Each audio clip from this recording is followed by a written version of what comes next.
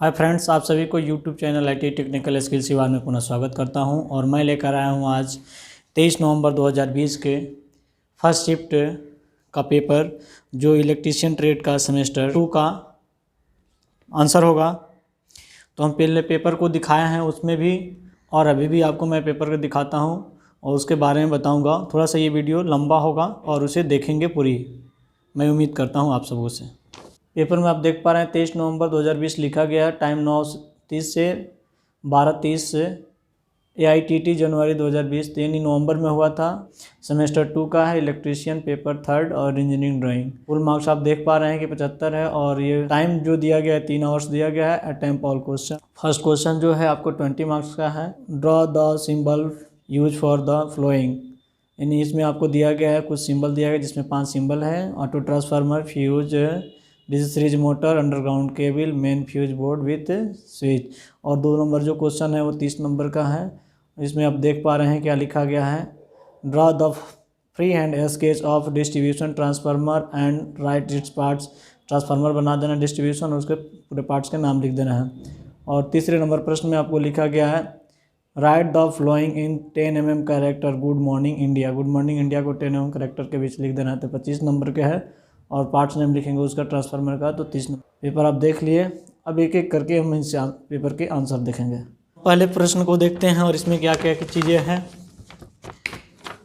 ए number में पूछा गया था ऑटो ट्रांसफार्मर। तो ऑटो ट्रांसफार्मर ऐसे बनाया जाता है। और ये सिंगल फेस और 3 फेस की बात करें तो सिंगल फेस में ऐसा होगा, और 3 फेस की बात जब होगी तो इसमें 3 लाइनें ड्रॉ कर देंगे।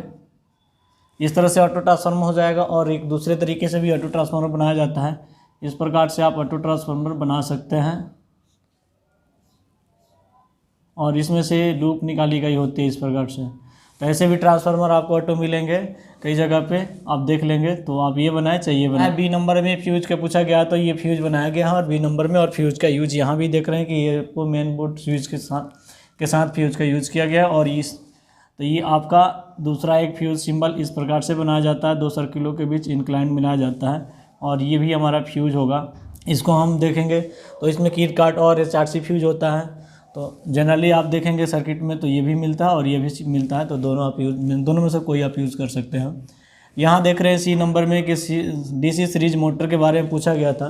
तो डीसी, और इसमें आपके मोटर है यहाँ पे, तो M लिख लिया जाएगा कि DC सीरीज मोटर है। और DC सीरीज मोटर में आपका साइन जो यूज किया जाता है इसके अंदर, तो ये एक लाइन यूज कर दिया जाएगा। तो इस प्रकार से DC सीरीज मोटर में आर्मेचर का टर्मिनल ये होगा और ये 2 होगा। और ये आपका फील्ड बाइंडिंग होगा जो सीरीज में लगा होगा। तो इस प्रकार से हम यहाँ पे AC लिख लेंगे। AC से ये सीरीज बाइंडिंग हो जाएगा। सी नंबर में जो कंप्लीट होने के बाद डी में देखेंगे अंडरग्राउंड केबल है। अंडरग्राउंड केबल के ये पूरे पार्ट्स होगा, जिसमें आपको कंडक्टर दिखाया गया है। यहाँ पे इंसुलेशन है। कंडक्टर के ऊपर इंसुलेशन लगाया गया होता है कि उससे कोई लीकेज धाराएँ नहीं हो। उसके बाद आप देख रहे हैं सीट है, सीट को उसके ऊपर लगाया गया होता है। जस्ट उसके बाद आप वाइंडिंग की गई होती है, कॉटन की वाइंडिंग की गई होती है या और चीज़ों की वाइंडिंग है। उसके बाद आर्मिंग किया गया है, आर्माउंट किया गया है। ये जो आपको आर्म स्टील के बनाए गए पत्तियों से इसको वाइंडिंग किए गए थे। जस्ट उसके बाद सेवरिंग है, इसके ऊपर से फाइनली इसे सेवरिंग लगा दिया जाता है, जिससे कि इसका कवर कटे नहीं, बचे रहे, सेफ रहे और इसका लाइफ ज़्यादा रहे। तो इस प्रकार से अंडरग्राउंड केबल आप देख लिए, इसके पूरे पार्ट्स नेम को देख लिए। डी नंबर के बाद हम देखेंगे ई नंबर में जो पूछा गया, main fuse board with switch. तो आप देख रहे हैं कि मेन फ्यूज बोर्ड पूछा गया है। तो आप किसी भी बोर्ड में आप देखेंगे फ्यूज इस तरह से लगाई गई होती है, जो कि मैंने यहाँ बताया। और ये फ्यूज है। और इस फ्यूज में क्या चाहिए, हमें स्विच चाहिए। तो उसमें क्या होगा कि मेन आपको स्विच चाहिए। तो यहाँ पर आप देख पा रहे हैं कि ICTP लिखा गया है। तो iron clad triple pole switch होगा और ये मेन स्विच मानेंगे इसे। और ये RYB मतलब 3 फेस होगा, तो तीनों का हम RYB कोड ले लेंगे। इसमें AC सप्लाई होगा और कितना 220 से 240 वोल्ट की हम सप्लाई कर सकते हैं इसमें। और यहाँ से फ्यूज से क्या हो जाएगा, ये आउट चला जाएगा लोड के लिए, 2 लोड के लिए लिखा गया। तो इस प्रकार से आपका ये 5 नंबर यानी ई जो है, main fuse board with switch के साथ आपको ये सब चीज़ हुआ।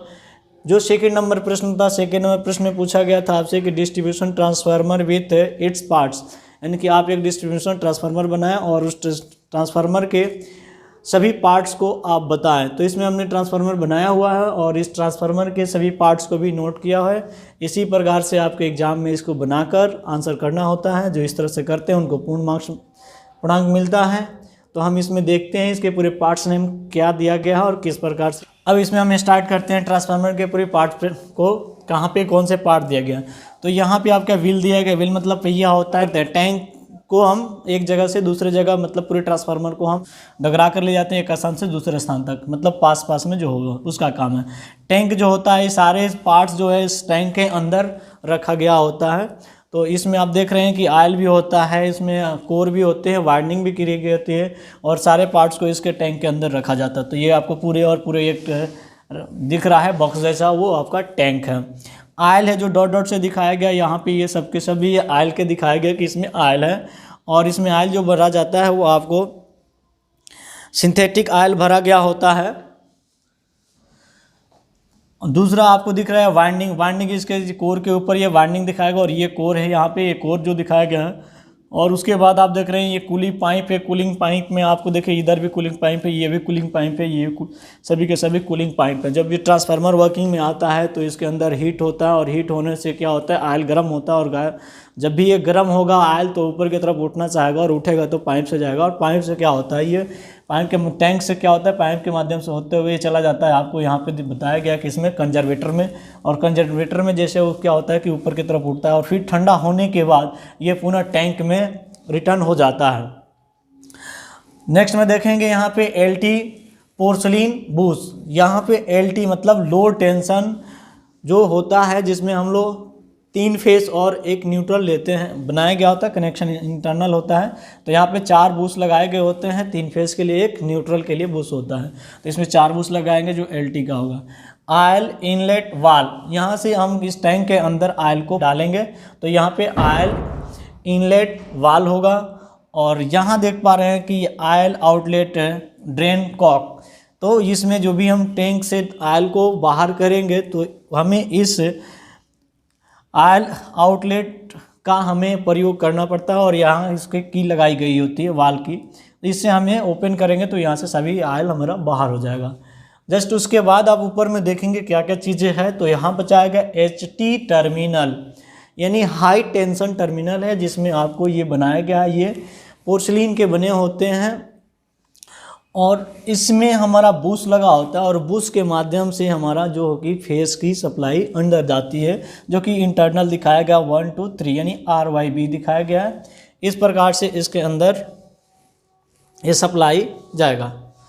जैसे यहाँ देख रहे हैं कि आपका डाटा प्लेट है, यहाँ से सभी ट्रांसफार्मर की डाटा दी गई होती है। और आपको मैं एक वीडियो में पूछा गया था नेम प्लेट डिस्ट्रीब्यूशन ट्रांसफार्मर के प्लेट के बारे में पूछा गया, तो वो मैं दिखाया हूँ, उसमें जाकर आप देख सकते हैं। और यहाँ पर दिख रहे हैं कि ये क्या है ट्रांसफार्मर का, तो इसको बोलते हैं ब्रीदर। और ब्रीदर के अंदर सिलिका जेली भरा गया होता है और उसके साथ क्या होता है अंदर में, है ना, कि ये एयर लेने के लिए इसका उपयोग किया जाता है, जिसमें मतलब सांस लेने के लिए इसका उपयोग किया जाता है। और जस्ट इसके बाद देखें बकोलेज रिले। बकोलेज रिले यहाँ पे बनाया गया है। और जस्ट इसके बाद क्या है, प्रेशर रिलीज, है ना, वाल है, यानी कि यहाँ से आपको क्या होगा, प्रेशर रिलीज करेगा और जब भी ज़्यादा प्रेशर होता है तो बाहर निकलेगा साउंड के माध्यम से। और यहाँ आप देख रहे हैं कि ये क्या है, आयल गेज है, मतलब हमारा कंजर्वेटर के अंदर आयल जब आएगा तो हम उसमें देखेंगे कितना, है ना, और इसमें आयल का कुछ हाफ लेवल होता है। जस्ट इसके बाद एक्सप्लोजन वाल यहाँ होता है। इसके ऊपर जैसे ही 100 डिग्री के आसपास टेम्परेचर जाता है तो यह बकोलेज रिले से अलार्म बजती है, और नहीं वो अलार्म बजता है और ज़्यादा टेम्परेचर होता है तो उस कंडीशन में ये क्या एक्सप्लोजन वाल खुल जाता है और सारे प्रेशर इससे रिलीज हो जाता है। उसके बाद यहाँ देख रहे हैं ये टेम्परेचर गेज लगाया गया। यहाँ से इससे हम पता चलेगा इस गेज से माध्यम से कि कितना इस ट्रांसफार्मर के अंदर टेम्परेचर हो रहा है। यहाँ पे टेपिंग स्विच लगाया गया है, जिससे हम अपने टेप को चेंज करें, मतलब इंटरनल टेपिंग की गई होती है वाइंडिंग में, तो हम वहाँ से उसे चेंज कर सकते हैं कि हमें बढ़ाना होगा तो बढ़ा सकते हैं और कम करना होगा तो कम कर सकते हैं। तो इस प्रकार से आप देख पाएंगे। लास्ट वाला जो है कि यहाँ पे अर्थिंग पॉइंट है कि ट्रांसफार्मर की बॉडी को अर्थ किया जाता है, क्योंकि इसमें कभी बाई मिस्टेक कोई शॉर्ट सर्किट हो रहा है तो उसका सभी धाराएँ क्या हो कि भूमि को चला जाए और किसी को क्षति ना हो। तो इस प्रकार से ये आपका ये पूरे ट्रांसफार्मर। थर्ड प्रश्न में लिखा गया था आपको कि गुड मॉर्निंग इंडिया को 10 mm कैरेक्टर में लिखना था, तो आप यहाँ पर देख पा रहे हैं कि 10 mm कैरेक्टर जो आता है वो आपका बी टाइप में आता है, और 1/14 जो आता है 14 के कैरेक्टर में आता है वो तो ए टाइप। देखा गया कि टाइप ए होता है और टाइप बी होता है। टाइप ए में जो होता है कि d इक्वल टू 1/14 और बी टाइप में d इक्वल टू 1/10। तो ये इस प्रकार से आपके कुछ दिए गए होते हैं। और डी क्या है, तो कोई भी हम जो लेटर लिखेंगे उस लेटर का थिकनेस बताता है कि वो उस लेटर का थिकनेस क्या होगा। और ये अपना देखा जाता है, एक दूसरा चीज़ देखा जाता है कि डी इक्वल टू h/14 और डी इक्वल टू h/10 होता है। तो यहाँ पर आप देख रहे हैं कि ये लेटर का एच जहाँ जहाँ भी आ रहा है, ये लेटर का क्या है, हाइट होता है कि हम जो लेटर लिखने के लिए जा रहे हैं उस लेटर की हाइट क्या होगी। तो यहाँ पे एच हाइट होता है, डी उस लेटर का थिकनेस होता है, और डब्ल्यू जो होता है उस लेटर का विड्थ होता है। तो हम जो भी लेटर लिखेंगे उसका अभी बताया गया कि आपको क्या होना चाहिए, डी इक्वल टू 1/10 होना चाहिए, यानी 10 कैरेक्टर में हमें लिखना है। 10 कैरेक्टर जो होता है कि हमारा बी टाइप। तो यहाँ पे आप देख पा रहे हैं कि जैसे हम एक फार्मूला लेते हैं कि d इक्वल टू h/10 या d इक्वल टू h/14। तो यहाँ पे हम एच जो ले रहे हैं, तो ये कहा जा रहा है कि आपको कितना आना चाहिए, आपको 10 कैरेक्टर में। तो हम एच का यहाँ पे आपको बता रहा हूँ कि क्या हाइट ले हैं। हमने लिखा कि बी को जो है कि बी टाइप लेटरिंग है, और इसमें d इक्वल टू 1/10 कैरेक्टर में लिखना है, मैं लिखा हूँ। और यहाँ पे 10 mm कैरेक्टर है वो आपको लिखना है। d इक्वल टू h/10 यानी रेशियो। इस अक्षरांकन को हम जो किस रेशियो में लिख रहे हैं वो मैं बता रहा हूँ कि ये रेशियो 5:4 में लिखा जा रहा है। 7:4, 5:4 इस प्रकार से, और 7:1 में लिखे जाते हैं कुल लेटरों की संख्या।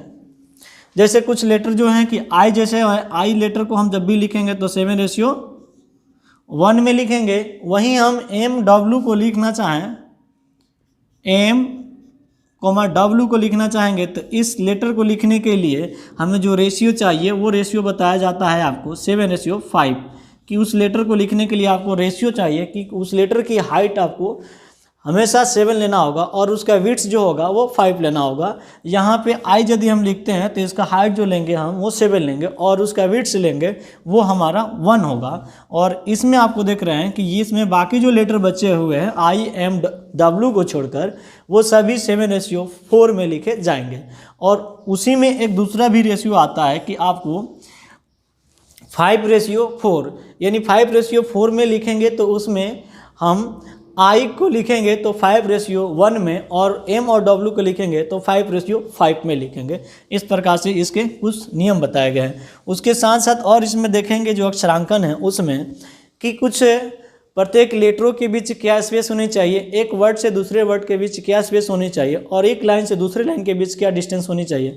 इस प्रकार से सभी डिटेल बताए गए हैं। तो उनको हम यहाँ पे एक्सप्लेन नहीं कर पाएंगे क्योंकि आंसर अभी दे रहे हैं, तो इसमें हम सभी चीज़ों को एक्सप्लेन नहीं कर पाएंगे। तो आप वहाँ पढ़ लेंगे, या फिर उस तरह के चाहते हैं कि उसका पूरा डिटेल दें तो आप मेरे कमेंट बॉक्स में कमेंट करके पूछ सकते हैं, और उसके लिए हम एक अलग से वीडियो आपको बना कर दे देंगे। तो यहाँ पर जो लिखा गया B type character 10 mm character में, तो वो आपका बी टाइप है।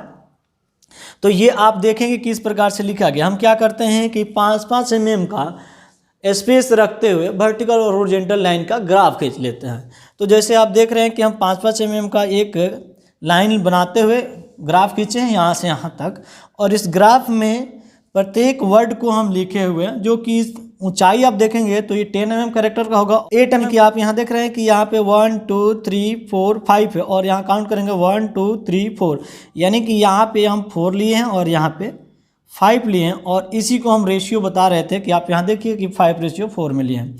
और उसी तरह से आगे बढ़ेंगे तो इसका भी आपका 5 और 4 रेशियो मिलेगा, सभी लेटरों का 5:4 मिलेगा। तो इस तरह से हम इसमें गुड लिखे हैं, और यहाँ मॉर्निंग और यहाँ इंडिया लिखा गया। तो इस प्रकार से ये जो लिखा गया होगा, इस तरह से जो भी लोग आंसर किए होंगे उसका होगा गुड मॉर्निंग इंडिया सही। और उसके साथ साथ आपको लिखना होगा कि इसमें हम क्या लिख रहे हैं। तो यहाँ लिखेंगे 10 mm character in good morning India. तो इस प्रकार से इसका लिखना होता है। और इसके बिना जब भी हमारा अक्षरांकन है, कितना भी बढ़िया हम कोई ड्राइंग बना लें, उसमें हम अक्षरांकन बढ़िया से नहीं कर पाए तो हमारा वो सभी जो ड्राइंग है या सभी आंसर है वो सही नहीं माना जाएगा, क्योंकि उसमें नोट्स कोई ना कोई नोट्स लिखना होता है। जैसे हम इसका नाम व्हील लिखे, अर्थिंग पॉइंट लिखे, 10 mm कैरेक्टर लिखे, distribution transformer with its parts लिखे, तो इस सब के लिए स्पेस हो, वर्ड है उसके बीच, फिर एक वर्ड से दूसरे वर्ड के बीच में स्पेस, फिर एक वर्ड से दूसरे वर्ड के, इस तरह से स्पेस के दिखा जाता है। ये सब सीखना होता है। तो इस प्रकार से ये सभी प्रश्नों का आंसर मैं यहाँ पे कर दिया हूँ, और इसी तरह से जो भी और पेपर मैंने अपलोड किया है उन सभी पेपरों का आंसर अपलोड करते रहेंगे। तो आप इसी तरह से मेरे चैनल पे देखते रहें, और इस तरह से सभी प्रश्नों को देखना चाहते हैं, उसका आंसर चाहते हैं, तो आप इस चैनल को सब्सक्राइब कर लें, और ताकि आपको सभी नोटिफिकेशन आपको मिलता रहे। तो इस वीडियो में बस इतना ही, फिर मिलेंगे हम एक नए वीडियो के साथ। तब तक के लिए आप सभी को बहुत बहुत धन्यवाद।